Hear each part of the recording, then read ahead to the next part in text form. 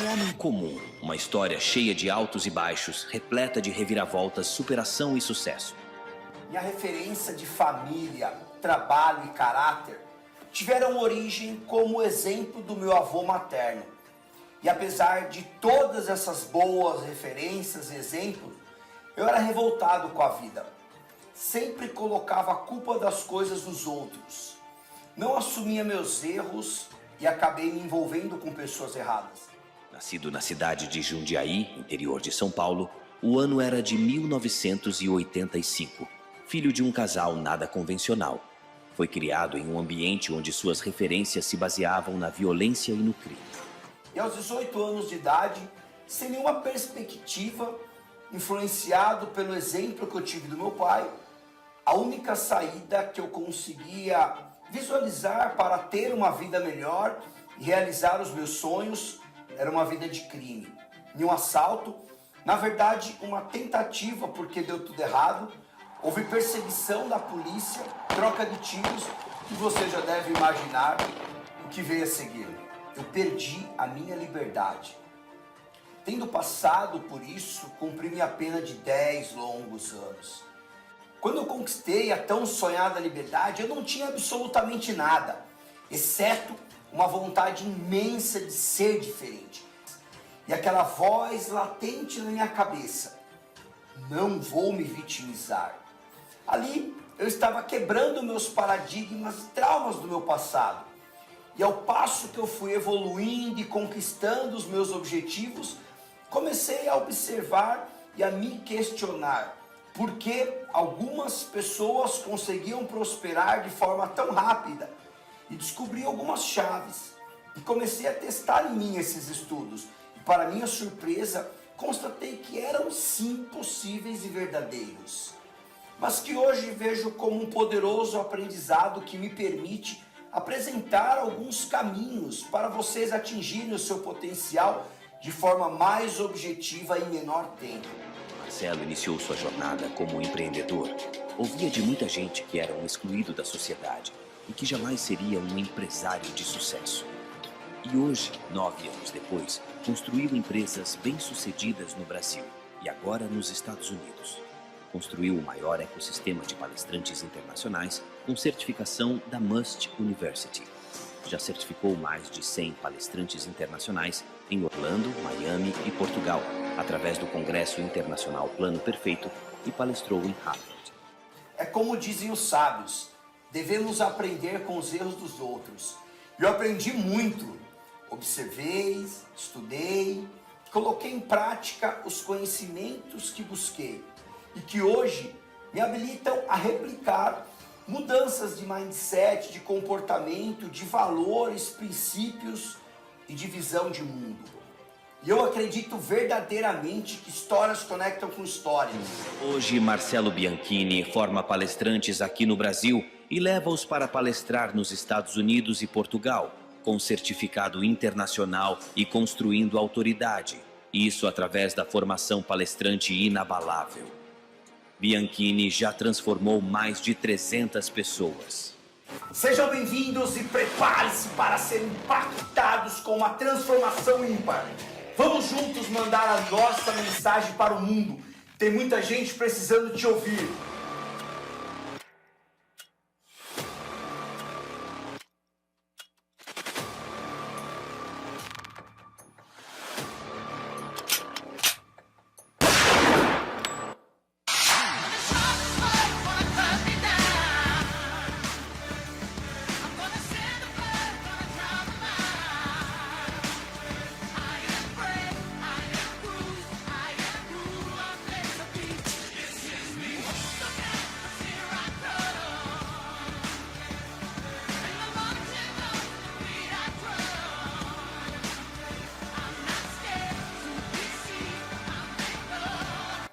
Boa tarde, Lapidare! Bom, pode sentar, por favor. Primeiramente, eu queria agradecer ao Instituto Lapidare, a Flávia, a Osana, por me convidar e por eu poder estar aqui para compartilhar um pouquinho da minha jornada e da minha experiência com vocês. Só para eu entender aqui, conhecer um pouquinho melhor vocês aqui. Tem alguém aqui que ainda não me conhece? Uau! Tá vendo? Não sou nenhum famoso mesmo, né? Só para quebrar o gelo. Só para conhecer um pouquinho melhor vocês aqui. Ah, e afinal, meu desafio fica ainda maior com a maioria das pessoas me conhecendo. Porque a minha missão hoje, aqui, nessa palestra, nesses próximos minutos, é fazer com que todos vocês, eu falei todos, saiam daqui dessa palestra com uma perspectiva de vida diferente do que a que vocês entraram aqui. Eu quero que vocês me cobrem, se eu não cumprir minha missão, no final. Sim ou sim? Sem pressão, sim ou sim. Pessoal, só para eu entender melhor e conhecer um pouquinho melhor vocês aqui. Quem aqui tivesse um posicionamento e uma autoridade internacional iria vender mais? Fala eu. Bom, alguns dedinhos levantados, mas vou perguntar de novo. Vai. Quem aqui acredita que se tivesse um posicionamento e uma autoridade internacional iria vender mais? Fala eu. Uau, muito bom. Então, o título, né, o tema da minha palestra é vital para que vocês possam isso, que através de um posicionamento internacional, vocês podem ter muito mais resultados, tanto pessoal como profissional, porque foi assim comigo. Através de um posicionamento internacional, mudou totalmente o jogo que eu jogava. Porém, a autoridade nada mais é que uma decisão. Eu vou falar muito sobre o poder da decisão aqui nos próximos minutos. Mas vamos entender melhor um pouquinho sobre posicionamento e autoridade. Quando falamos de... Vamos ver se vocês estão ligados no mercado digital. Quando falamos de inteligência emocional, quem é a maior autoridade que vem na mente de vocês? Tony Robbins. Tony Robbins. Só um? Como? Daniel Goleman, o pai da inteligência emocional. Vamos falar aqui, para ficar mais... O pessoal está muito... como construir autoridade internacional, né? Então o pessoal está internacionalizado. Aqui no Brasil, quando falamos de autoridade de inteligência emocional, quem é a maior autoridade que vem na sua cabeça? Paulo Vieira, concordo. E quando falamos de investimento na Bolsa de Valores? Nigro, exatamente. Quando fala de investimento na Bolsa de Valores, na minha cabeça vem Nigro. Você, qual que é seu nicho? Qual que é seu mercado? Dermatologia. Dermatologia. Quando falamos de dermatologia, qual a maior autoridade que vem na sua mente? André Brage, está vendo? Muito obrigado. Isso é autoridade de uma pessoa ou uma marca que fincou a bandeira desse mercado. Então, quando você fala dela, já vem na cabeça, já vem na sua mente. Vamos mudar um pouquinho o mercado. Lanches, fast food, nada a ver, né? Quando falamos de hambúrgueres, McDonald's, o McDonald's é o lanche mais gostoso que tem, ou melhor? Não, né? Está bem longe de ser, né? Eu nem como McDonald's, mas ele fincou essa bandeira. Ele é a maior autoridade de lanches que tem no planeta. Talvez o lanche mais gostoso que tenha é aqui no bairro da sua casa. Hambúrguer do Alemão. Aquele que o cara chega para você e fala assim, qual o ponto da carne? 180 gramas de um hambúrguer. Tem uns que tem um molinho, que é um molinho secreto. O molinho do chefe. Pedir a receita, eles chamam até a polícia. Tem uns que tem até um hambúrguer ali no pão. O logo da hamburgueria. Quem já viu? Só uma pessoa viu? Só você come hambúrguer, né? Obrigado. Porém, ele pode ser o mais gostoso de todos. Mas ele não tem mais autoridade do que o McDonald's. Porque o McDonald's fincou essa bandeira. Ele decidiu que ele seria a maior autoridade de lanches no planeta. Em qualquer país que você for, você vai encontrar o mesmo lanche, o mesmo modelo, o mesmo processo e até o mesmo tempo que leva para o lanche ficar pronto. É ou não é? Porém, diante disso, a autoridade, ela é uma decisão. Como eu falei. Mas uma decisão, para você se posicionar como uma maior autoridade, muitas vezes é um pouco arriscado. Eu posso hoje, eu tenho audácia de bater no peito e falar que hoje eu sou a maior autoridade do meu mercado. Alguém duvida? Marcelo, me explica. Hoje eu sou mentor de construção de autoridade. Quem aqui já ouviu alguém falar que é mentor de construção de autoridade? Fala eu. Prazer, eu sou o primeiro e o único, por isso que eu sou o maior do meu mercado. Não tem nenhum concorrente, por enquanto, só para quebrar o gelo, tá? Então, autoridade é uma decisão. Você decide que você vai assumir aquela fatia do mercado na cabeça do seu público. Porém, a minha vida nem sempre foi assim. O palco.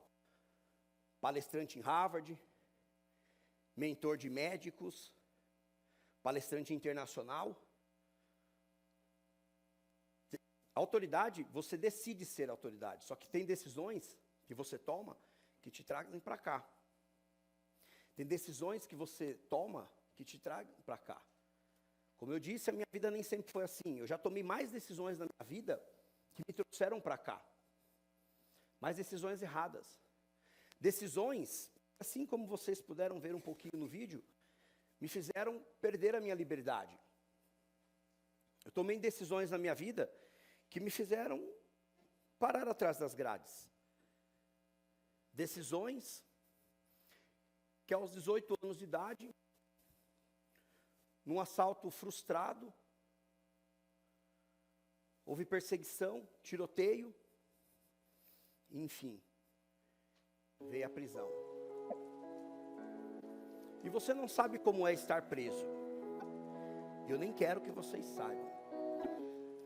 Mas foi dentro da prisão que, acredito, pude desenvolver habilidades e competências que me trouxeram até aqui. Foi dentro da prisão que eu pude desenvolver a minha maior força. Tem uma frase que eu gosto muito que fala: você só sabe a força que tem quando a sua única alternativa é ser forte. Estava eu ali com 18 anos de idade, um moleque, sendo preso por assalto à mão armada. E eu me lembro bem que quando eu caminhava naquele corredor frio e gelado, e podia ouvir os portões de ferro, de aço, se fechando atrás de mim, naquele momento, que de 18 anos começou a sentir o peso do mundo caindo nos ombros. Eu comecei a perceber que, a partir daquele momento, seria apenas eu. E eu pude sentir aquele peso, lembro como se fosse hoje. Eu entendi que, a partir daquele momento, eu precisaria me defender fisicamente e emocionalmente. E ali o medo começou a me tomar conta. Medo do que eu iria encontrar pela frente.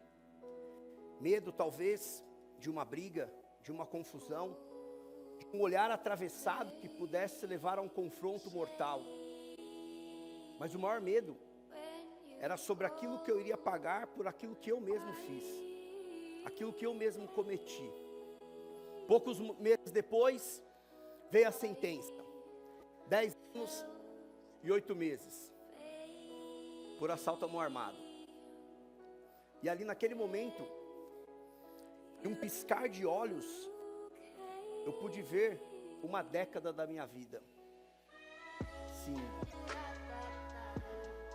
Foi dentro da prisão que eu pude desenvolver algo que eu não tinha. Foi dentro da prisão que aquela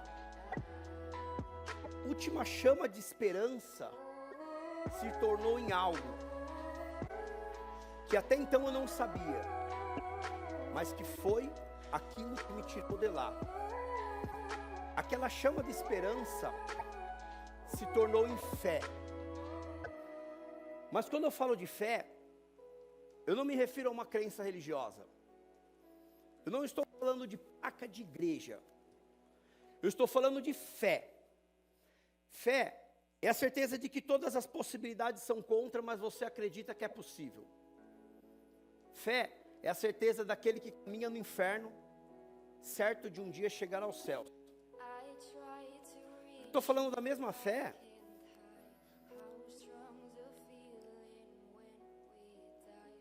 que fez com que Moisés salvasse o povo dos hebreus do tenebroso faraó, atravessando o mar vermelho. Eu estou falando da mesma fé que fez com que Abraão levasse seu filho Isaque para ser sacrificado no holocausto, com fé que Deus iria ressuscitá-lo dos mortos.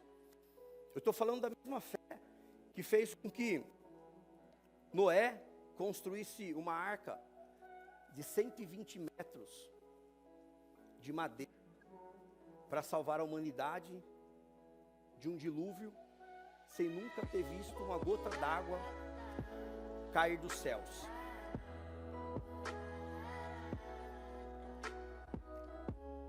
A dinâmica da fé não é sobre aquilo que os meus olhos veem, porque os meus olhos vacilam e os meus sentimentos são momentâneos. A dinâmica da fé é sobre aquilo que o meu espírito entende, que em Jesus eu sou inabalável. 1000 cairão ao meu lado e 10.000 à minha direita, mas eu não serei atingido. Os anos se passaram e eu passei por uma situação na qual eu já havia passado algumas dezenas de vezes, mas naquele dia em especial, algo estava acontecendo dentro de mim. Eu estou falando de uma blitz do batalhão de choque. E o que é uma blitz do batalhão de choque? Em plena segunda-feira, quando os presos estão bem vulneráveis por conta do final de semana, os familiares puderam ver seus familiares, seus filhos passarem ali um momento precioso com eles. E na segunda-feira todos um pouco mais vulneráveis.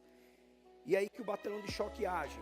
Às 4 horas da manhã, eles começam a cercar todo o presídio, o teto, as radiais, a galeria, e simultaneamente começam a jogar bombas de efeito oral, de gás, spray de pimenta, tiros calibre 12 com balas de borracha, cachorros, pastores alemães e rottweilers. Todos os policiais invadem o pavilhão de capuz, só com os olhos para fora, escudo, roupa preta. E quando eu acordei com os barulhos de bomba, que eu olhei para a grade, já tinha meia dúzia de policiais, fumaça, pimenta, spray de pimenta, fumaça, as armas apontadas dentro. De repente eles abrem a cela, formam um corredor, jogam detergente no chão, para que nós possamos andar na cautela, fazem uma revista em você, te viram do avesso. E ali naquele momento que eu saí, o preso na minha frente escorregou. Quando ele escorregou, eu tropecei em cima dele, me desequilibrei, bati com o ombro no escudo do policial que estava do lado. Ele assustado jogou eu para o outro lado, eu caí em cima do escudo do outro policial. O guarda que estava atrás deu 2 tiros de bala de borracha nas minhas costas. Eu atordoei, mas não caí, me equilibrei. Os demais policiais montaram em cima de mim, começaram a me dar cacetada nas costelas, na cabeça, nas costas. Ali eu consegui me reequilibrar e corri, saí daquele tumulto, sentei no fundo do pátio. Quando eu sentei no fundo do pátio, olhando por chão, com a cabeça entre minhas pernas, a sensação que eu tinha era que eu ia ter uma parada cardíaca, porque o meu coração estava basicamente saindo pela boca. E ali naquele momento, sentado, achando que eu ia morrer, eu estava diante de um forte impacto emocional. Ali ficou muito claro para mim que eu havia fracassado na minha vida. Você não sabe qual é o sentimento de impotência da sua própria vida, de não poder olhar para o lado para não tomar uma mordida de um rottweiler ou até mesmo um tiro de bala de borracha nas costas. Ali, naquela sensação de impotência, eu comecei a refletir sobre a minha vida. Eu poderia muito bem ter tomado uma canada de ferro na cabeça ali e sair arrastado pelo pé, sangrando e morrer ali na radial, na galeria, assim como eu vi vários outros presos morrerem assim também. E ali eu me perguntei, o que eu estou fazendo com a minha vida? Ali foi um momento de deserto na minha vida. Fundo do poço, literalmente fundo do poço. Mas é no fundo do poço que você desenvolve habilidades que você jamais desenvolveria no topo. Como eu falei mais cedo, é um momento, no fundo do poço é um momento que a sua única alternativa é ser forte. E é ali que você sabe a força que você tem. Aquele sentimento de impotência começou a tomar conta de mim. E eu comecei a me sentir pior que um lixo. E eu pensei, que exemplo que eu vou dar para os meus filhos? É esse o fim que eu vou querer para a minha vida? Aqui nesse pátio nojento, nesse presídio? E ali eu tomei uma decisão que mudou toda a história da minha vida. Uma única decisão. Como eu falei no começo, esse é o poder de decisão que nós temos, todos nós. Ali sentado, a decisão que eu tomei foi de que a partir daquele momento, eu seria uma pessoa de valor. Porque é muito comum as pessoas tomarem decisões errôneas, decisões externas. As pessoas decidem status, fama, 1 milhão de seguidores, viajar o mundo, um comercial, uma família perfeita como o comercial de Doriana. Quando a decisão principal que nós temos que tomar na nossa vida, ela é interna. Se você não muda aqui dentro, você não muda nada nem ninguém. E ali naquele momento eu decidi que eu seria uma pessoa de valor dali para frente. Foi a decisão que fez eu chegar aqui. Eu não sei qual o deserto que você pode estar enfrentando hoje. Eu não sei qual é o momento que você pode estar na sua vida. Mas acredite, deserto e processo é lugar de crescimento. É ali que você aprende o porquê você está ali. Quando você entende o porquê que você está ali, o que você está aprendendo com aquilo, é ali que você cresce. Foi assim que aconteceu comigo. Os anos se passaram e no dia 21 de abril de 2014, eu conquistei a tão sonhada liberdade, saí de cabeça erguida, sem nem dever satisfação para a justiça. E nessa década toda, todos os aprendizados que eu tive, que foram muitos, foram eles que moldaram ser a pessoa que eu me tornei hoje. O empresário, o pai de família, marido exemplar. De todos eles, um que eu gostaria de trazer para vocês aqui. O maior aprendizado que eu tive nesses 10 anos foi de que o meu corpo estava aprisionado. Isso era inevitável. Eu estava pagando por aquilo que eu fiz. Mas a minha mente, não. A nossa mente, ninguém tem o poder e o controle de aprisioná-la, a não ser nós mesmos. Quando nós aceitamos que outras pessoas insiram rótulos em nós, nos sufocando da nossa verdadeira essência.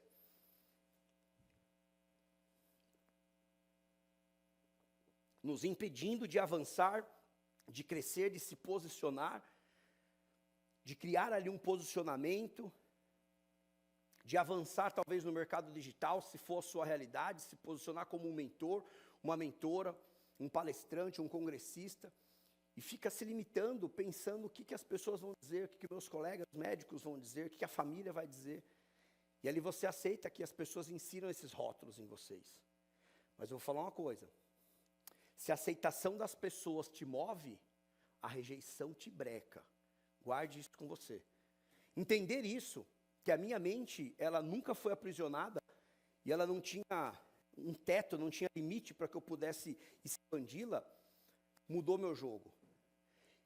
Entender que a minha mente não tinha sido aprisionada, e não me importar com aquilo que os outros iriam dizer, sobre aquilo que eu passei, sobre aquilo que eu vivi, não me limitar a isso, fez eu chegar aqui, fez eu avançar, fez eu aceitar minha história, contribuir com o mundo e com pessoas melhores. Porque ali naquele momento eu me tornei um empresário, porém tinha algo que me limitava ainda. Eu tinha vergonha do meu passado, eu tinha medo de ser rejeitado. Eu era um empresário, convivia com outros empresários, só que eu não contava a minha história. Isso foi me corroendo, como um câncer dentro de mim. Eu olhava no espelho e eu sentia que faltava um pedaço de mim. Se em algum momento por alguma situação na sua vida, você se olhou no espelho e se sentiu assim também, eu te entendo. Mas entenda, você só é a pessoa incrível e maravilhosa que você é hoje, graças ao seu passado, graças a tudo que você passou. Então honre e respeite a sua história. Quando eu me dei conta que eu abri minha história para o mundo, que eu aceitei o meu passado, eu já estava dando entrevistas, já estava participando de live, já estava palestrando no Brasil inteiro, já estava avançando bastante como um palestrante. Mas um palestrante que tinha só uma mensagem verdadeira no coração. Sem segundo grau completo, crescido na periferia, na comunidade, com 10 anos de prisão, falando na época errado, gíria, vícios de linguagem, mas a mensagem sempre foi muito maior do que o mensageiro. A sua história ela é única. O que te posiciona é a sua história. Isso te faz ser único. As pessoas podem copiar a sua roupa, seu método, sua empresa, seu trabalho, o que for, mas elas nunca vão copiar a sua história. Você comunicar isso para o mundo, defender aquilo que você valoriza, aquilo que você acredita, aquilo que você repudia, isso te posiciona, isso te faz ser único e te faz ser única. Quando eu entendi isso e avancei como um palestrante, foi aí que minha carreira de palestrante começou a decolar, contribuindo com o mundo e com pessoas melhores através daquilo que era minha dor. Um dia foi minha dor, um dia era algo vergonhoso para mim. Porém, quando eu entendi que através da minha história, eu poderia ser símbolo de esperança para outras pessoas que por muito menos havia se vitimizado na vida, eu entendi que não diz respeito a mim. Estar num palco não é sobre o palestrante que está aqui. Estar no palco é sobre aquilo que as pessoas vão fazer com a mensagem que ele está entregando. Isso foi libertador para mim. Isso tirou um peso das minhas costas. Foi aí que eu comecei a avançar na minha jornada, na minha carreira. Eu já estava avançando bastante, palestrando bastante. Foi quando eu decidi que eu iria eternizar essa história, essas vivências, essas experiências e esses ensinamentos. Não apenas nas palestras, além das fronteiras do Brasil. E eu decidi que eu iria eternizar isso em um livro. Para que esse livro ficasse por séculos e séculos, mesmo depois que eu partisse. Isso é legado. Legado é aquilo que você deixa na vida das pessoas. Só que eu parei e me perguntei, como que eu vou escrever um livro se eu não fui apenas um excluído, se eu não fui apenas um condenado pela justiça? Eu fui um condenado pela vida.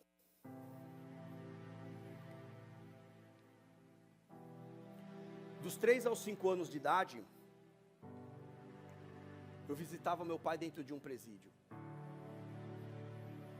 Filho de traficante, criminoso, assassino.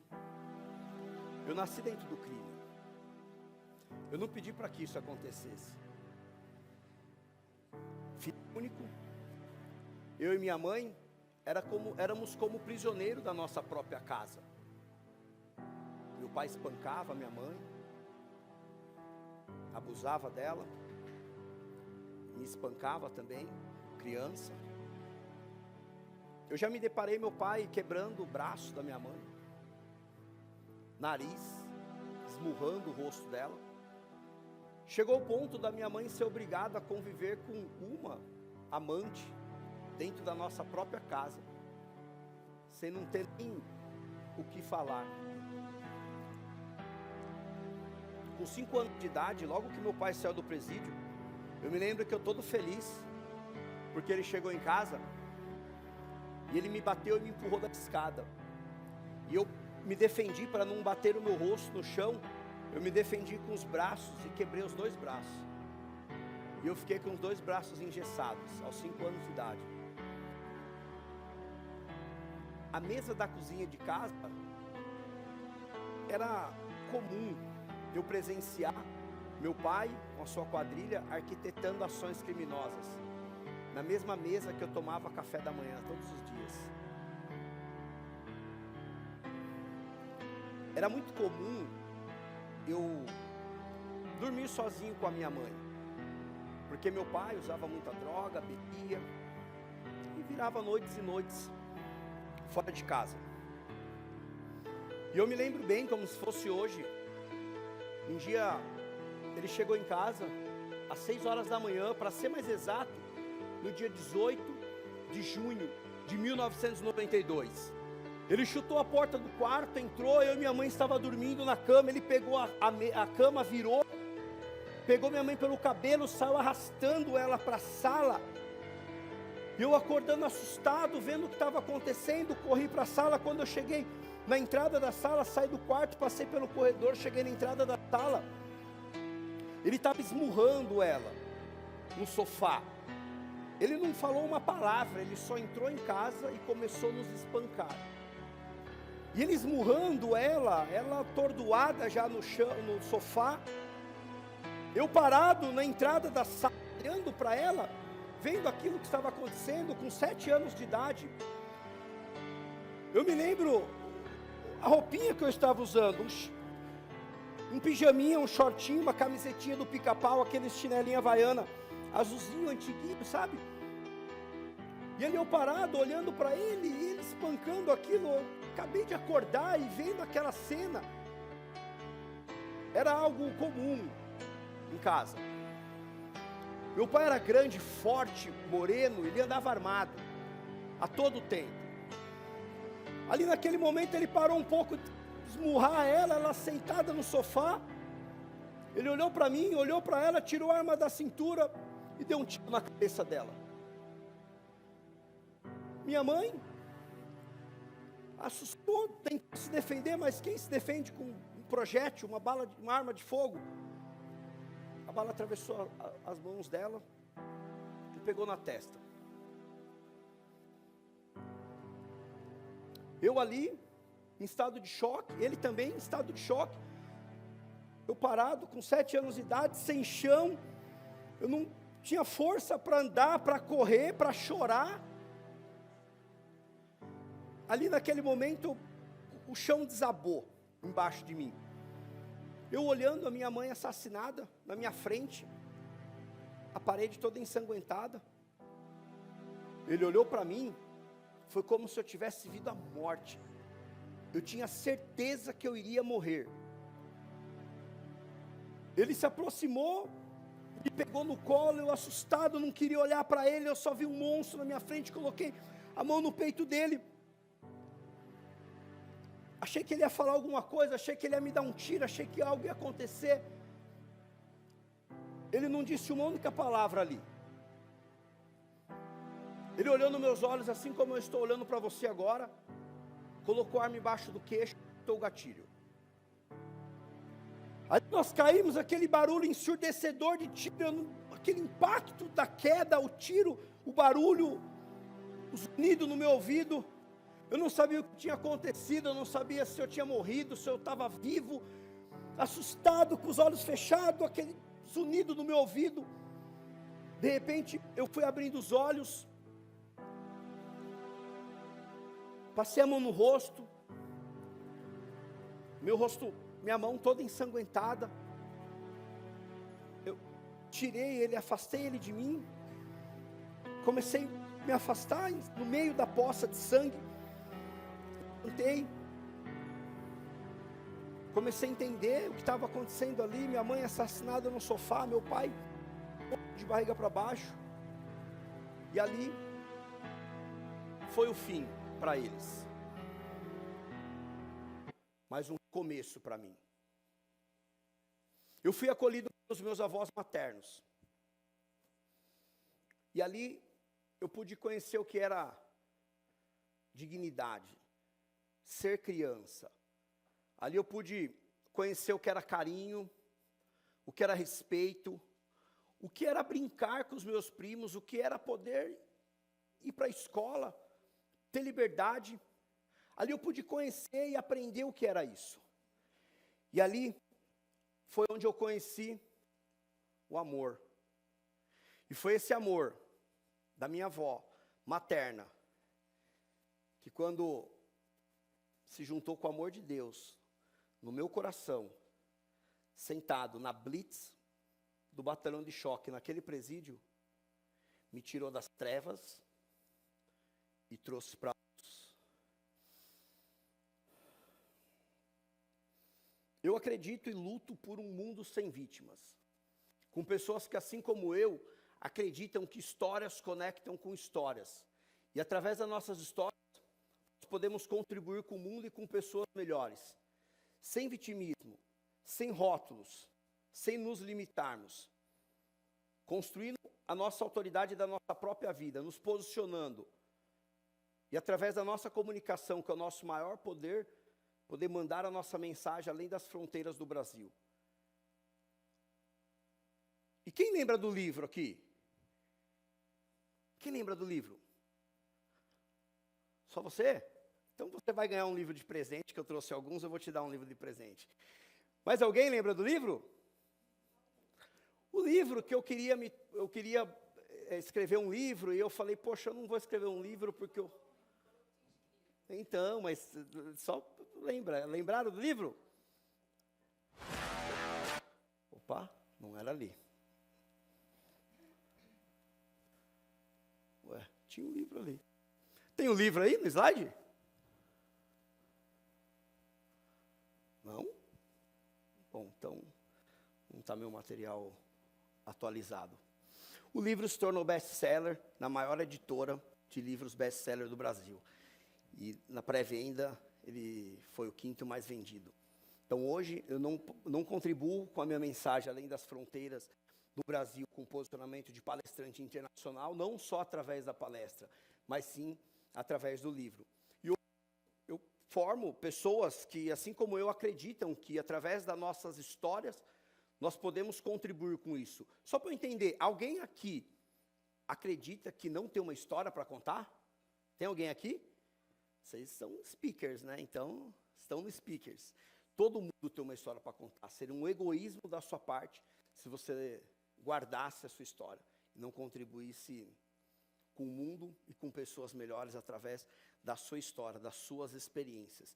E é isso que eu faço hoje. Hoje eu treino pessoas, mentoro médicos, empresários, profissionais liberais, para que, assim como eu, possam estar num palco, mandar a sua mensagem, criar um braço educacional no seu negócio, através de mentoria, palestras, palestrante internacional. Foi que eu criei o maior ecossistema de palestrantes internacionais. Eu só tinha um desejo de palestrar em outro país e poder mandar minha mensagem para fora do Brasil. Isso tornou um negócio, um business, e hoje virou o maior ecossistema. E eu tenho um vídeo aqui para mostrar um pouquinho do trabalho que eu faço. Vocês querem ver? Então vamos lá.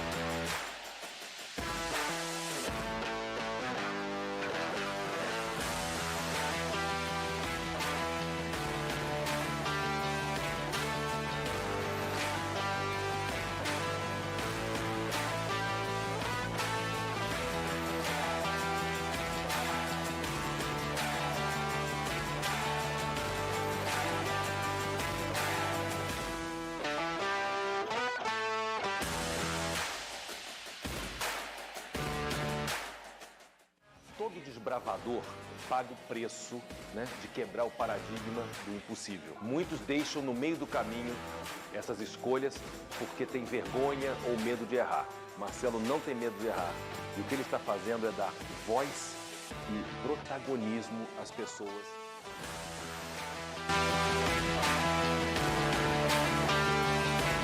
Participar de um evento como esse, subir num palco, provocar nós, principalmente brasileiros, a pensar sobre o dinheiro. Seja você também referência e inspiração para o mundo, porque você vai deixar a tua mensagem e, mais do que isso, você vai ajudar o mundo a ser um mundo melhor.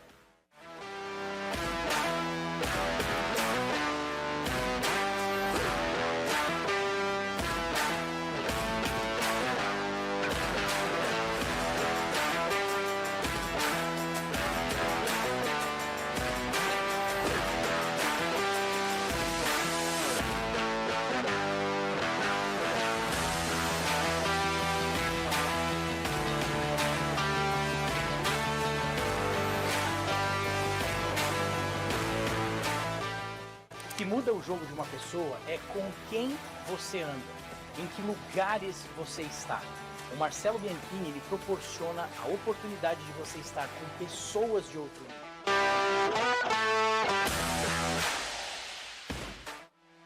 Ter ele como mentor, para mim foi praticamente não como um divisor de águas, mas foi uma mudança de vida.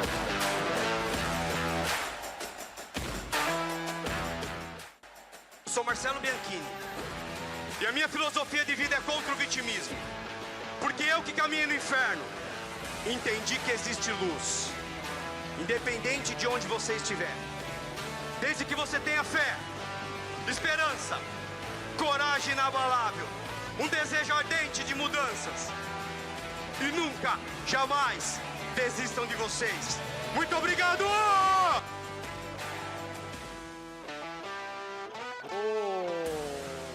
Legal, né? Muito obrigado. Muito obrigado. Esse é o trabalho que eu faço hoje para posicionamento e construção de autoridade internacional para médicos, empresários e profissionais liberais, criando um braço educacional como mentorias, produção de conteúdo, palestras dentro do seu negócio. Quem aqui gostaria de ter um posicionamento de palestrante internacional? Fala eu! Uau, legal, muito bom. Então, o que vocês vão fazer? Vocês vão lá no meu Instagram, @MarceloBianchini_oficial, clica no botãozinho azul lá para vocês me seguir, que eu vou bombardear vocês de conteúdo sobre posicionamento e construção de autoridade, e me manda uma mensagem no direct lá, que depois eu falo um por um. Ou, quem sabe, vocês podem pedir para a Flávia, e quem sabe nós fazemos um speaker lapidar internacional exclusivo para vocês. Uau, muito bom.